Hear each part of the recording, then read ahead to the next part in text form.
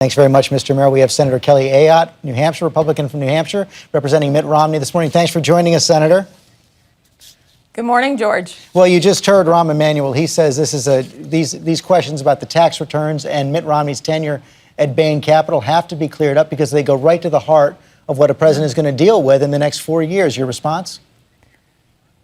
Well, Mitt Romney's addressed these attacks. They're false and misleading. But, George, what's most disappointing about this is the president who ran as an inspirational leader.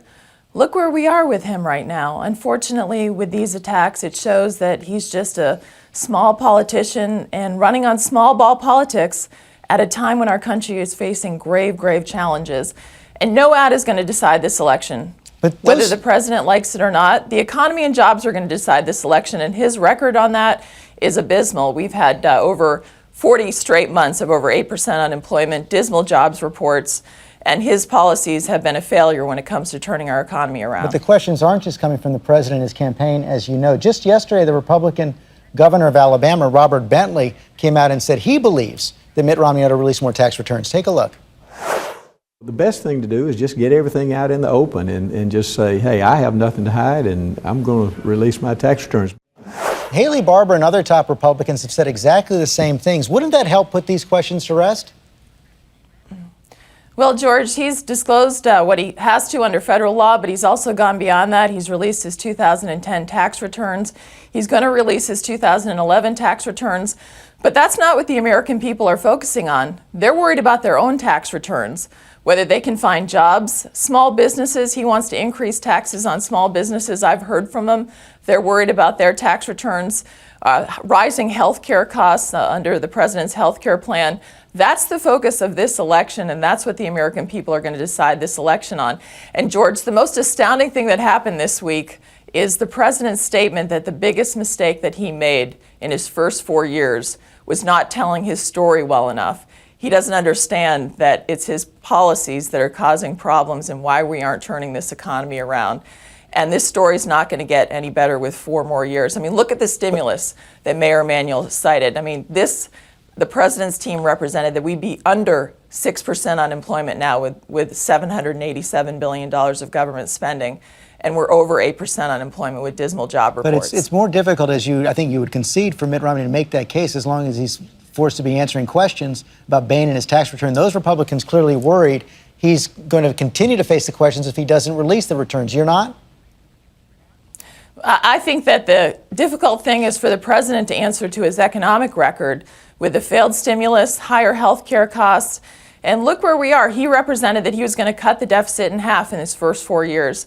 We have trillion-dollar deficits as far as the eye can see. He's added $5 trillion to the debt, and we've had no budget. And look at right now, one of the things that's most disturbing is our military is going to be decimated in January because of across-the-board cuts, and he's not doing anything about it. Yet at the same time, and I have to go back to it. Clearly, you're saying on the tax returns you don't think it's going to hurt, but he's also facing real questions on Bain Capital. I want to show the SEC filing that the Obama campaign continues to refer to.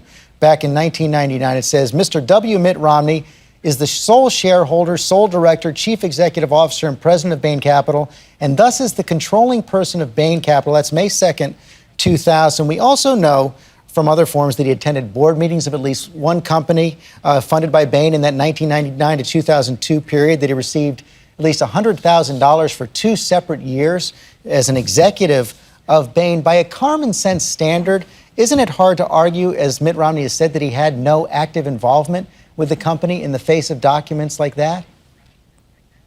George, by a common sense standard, we all know that in 1999 he was working 16 hours a day to turn the Olympics around, which he did a great job with. So he's addressed it. He wasn't running Bain Capital then. He was working to turn our Olympics around. It's the leadership that he showed at the Olympics and also as a strong governor. That's what he's going to bring to the White House to turn our economy around. But how do you explain away that document? As opposed to this president who's just, this has been addressed. Bain Capital has said he wasn't in charge then. And not only that, but we know he had to be working 16 hours a day on the Olympics. We saw what he did with those Olympics, and so he couldn't be doing both at the same time, George. But then why does he have a document saying he was chief executive officer and president of Bain Capital? You know, again, I think this has been addressed, and it's not what this election is about.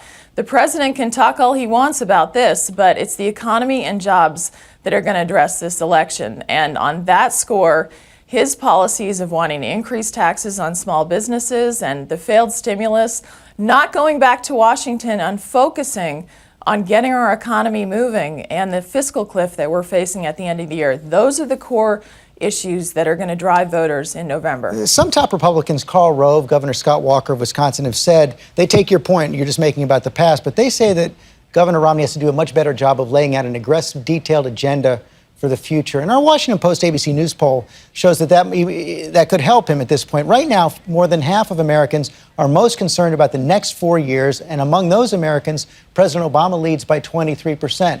Does Governor Romney need to put out a more aggressive, bold, visionary agenda?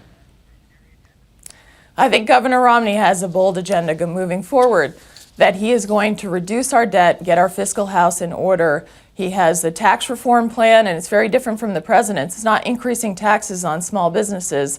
It's actually simplifying the code and lowering rates. And so he has an agenda moving forward, and it's very important. He has the experience to get Americans working again, and this president is not focusing. He's focusing on these small things because he doesn't want to focus on the economy, which is where we need leadership right now in our country. Finally, you've been mentioned as a possible vice president running mate for Mitt Romney. Also, over the weekend, we had this trial balloon of Condoleezza Rice as a potential vice president. Would she be a good choice?